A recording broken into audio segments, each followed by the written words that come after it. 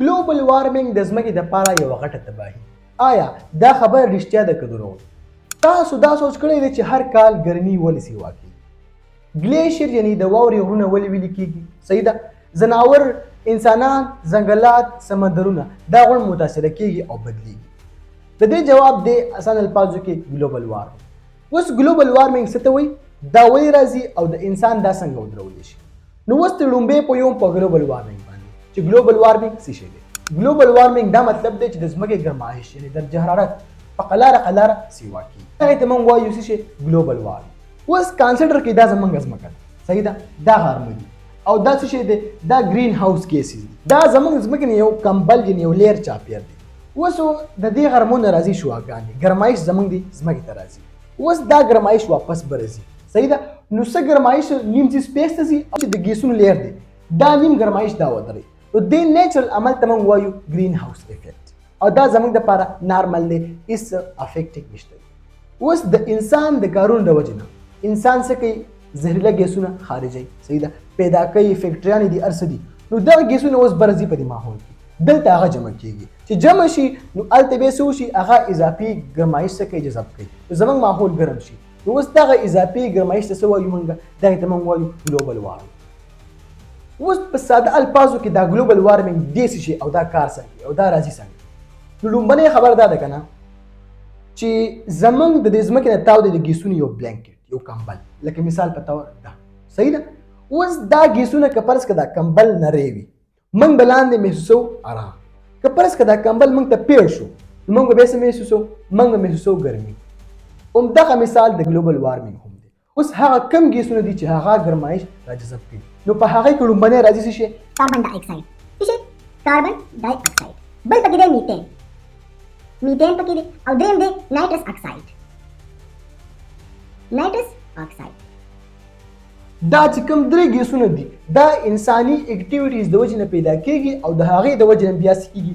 دلته دا راځي. نو دا کمبل کم لیر دی، دا کم د ګیسونو چې کم لیر دی دا پیړېږي. چې پیړېږي هلته بیا اضافي ګرمایش راجمع کېږي. نو بیا زموږ چې کوم اوورآل دنیا کې څه کېږي؟ ګرمایش سیوا کېږي. کازز د دې وجوهات څه دي؟ اوس دا څنګه راځي او څنګه پیدا کېږي؟ نو لومړی دې پوهیږم که نه چې ګلوبل وارمنګ همیشه د انسان د کارونو د وجې نه راځي، د هیومن اکټیویټیز د وجې نه راځي، صحیح ده. نو لومړی موږ څه کوو؟ ایندھن جلانه، فوسل فیولز، برننګ فوسل فیولز. موږ ګاډي چلو، فیکټریانې چلو، صحیح ده، اویل، ګیس وضو وغیره. دغه وخت کې دې نه خارجېږي څه شي؟ کاربن ډای اکساید. دا چې کوم ګیس دی د دغې د استعمال سره څه کېږي؟ که فرض که موږ ګاډی چلو، که موټرسایکل چلو، که هر څیز کوو موږ اوس فیکټریانې استعمالیږي، مختلف پروډکټ جوړېږي، آبادي سیوا کېږي، پروډکټ یې جوړېږي. نو دا وخت کې هم کاربن ډای اکساید خارجېږي. نو چې کاربن ډای اکساید خارج شي دا به ګرمایش پیدا کوي. بل دویم وجه ده درخت کاټ. خلک کټ کوي ونې، چې ونې کټ شي نو ونې څه کوي؟ ونې کاربن ډای اکساید جذب کوي او موږ له اکسیجن راکوي. په دغه وجه باندې زموږ ماحول به یخ وي. که فرض که موږ ونې کټ کړو هلته به کاربن ډای اکساید په دې ماحول کې سیوا شي. چې سیوا شي نو هلته به ګرمایش الریډي سیوا کېږي، مسله به راځي. درېیمه ده صنعتي آلودګي، صحیح ده، انډسټریل پولیوشن. اوس فرض کمې کارخانې دي، صحیح ده، انډسټریز دي، د هغې نه چې کوم دوا، سموک وغیره خارجېږي دغه هم ګندګي پیدا کوي. دغه هم غټه وجه ده ګلوبل وارمنګ. درېیمه ده زراعت او ورجانو. ګوره موږ پټي ته اچو خاوره، دواګانو چې کوم هر څه استعمالوو، صحیح ده، خاوره کوو، سپرېګانې کوو، هر څه کوو. دغه وخت کې پیدا کوي، دغه څه پیدا کوي؟ دغې نه پیدا کېږي میتین ګیس، یعنې دا یو پیدا کېږي څه شی؟ میتین. اوس دا میتین د دې کاربن ډای اکساید دومره سټرانګ دی دا د کاربن ډای اکساید نه هم زیاته ګرمایش جذب کوي. نو دا د ګلوبل وارمنګ غټه وجه هم ده. بل دی افیکټس. که فرض که ګلوبل وارمنګ راغلی او شروع هم دی، صحیح ده، ګلوبل وارمنګ شروع دی کېږي. اوس که فرض که ګلوبل وارمنګ د حد نه سیوا شو نو د دې به څه اثرات دي؟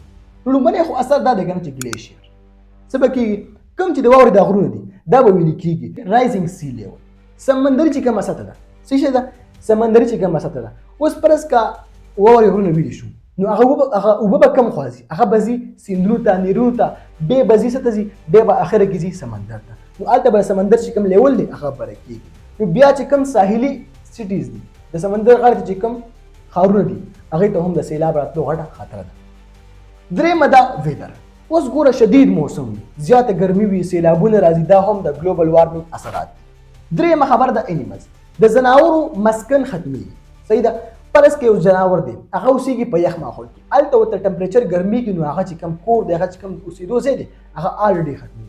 اوس په دې کې راځي پولر بیئر دی، پیګن دی او کوم چې مرین لایف اف ارګانیزمز دي لکه کوم چې په اوبو کې اوسېږي دوی د غټه خطر ده، مطلب انډینجرډ دي، هیلث پرابلمز. موږ ته به د صحت حوالې سره بلا مسلې پیدا کیږي د څه نه، د ګلوبل وارمنګ نه. ګوره چې زیاته ګرمي وي که نه موږ ته به کېږي ډیهایډریشن، د اوبو کمی به موږ ته زیاتره راځي، بریتنګ پرابلمز. موږ ته په ساه اخیستو کې غټه مسله وي، دا د ګلوبل وارمنګ څه ده، غټ اثرات دي.